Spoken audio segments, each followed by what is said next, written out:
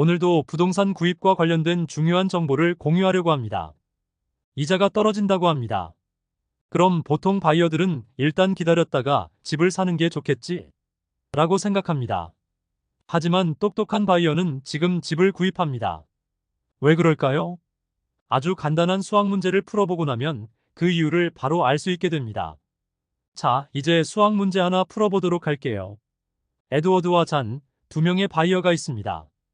에드워드는 지금 페어팩스 차고 한 개짜리 타운하우스를 구입하고, 잔은 이자율이 떨어진 시점인 앞으로 1년 후에 같은 페어팩스에 차고 한 개짜리 타운하우스를 구입한다고 가정을 해보도록 하겠습니다.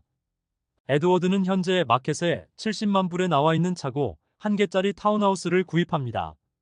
현재 이자율이 5.875%이니까 20% 다운하고 80%를 융자를 받는다고 하면 융자 금액은 56만 불입니다. 그리고 매달 내는 모기지는 4,695불입니다.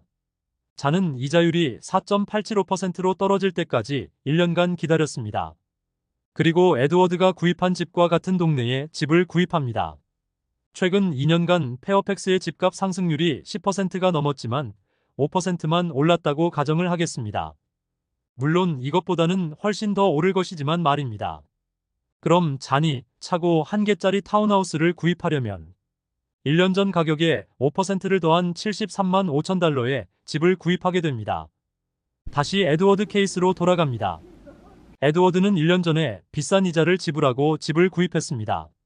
매달 4,695달러를 모기지로 내고 있습니다.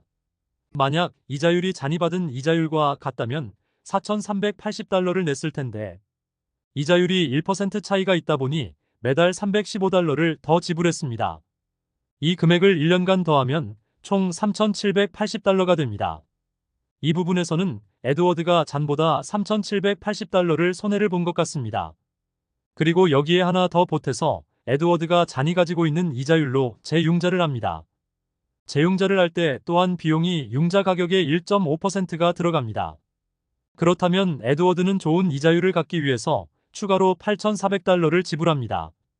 결국 에드워드가 잔보다 이자율이 높았던 이유로 인해서 총 12,180달러를 더 지불하게 됩니다.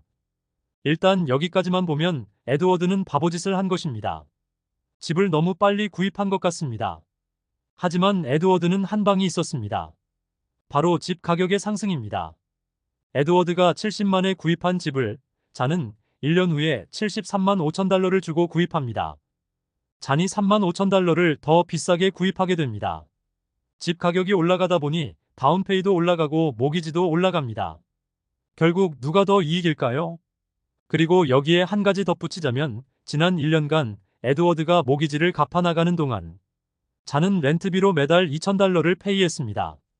그리고 에드워드는 29년 후 모든 모기지가 다 끝나지만 잔은 앞으로 30년간 모기지를 갚아나가야 합니다. 결국 잔이 모기지를 1년 동안 더 내야 한다는 것입니다. 이 정도 설명을 들었으면 굳이 자세한 수학 문제는 풀지 않아도 누가 더 똑똑한 바이어인지 금방 알아차릴 수 있을 거라 생각합니다. 오늘은 여기까지입니다. 이상 여러분의 집 구입에 일 잘하는, 그리고 가장 좋은 결과를 가져다줄 여러분의 부동산 에이전트 뉴스타 부동산이었습니다.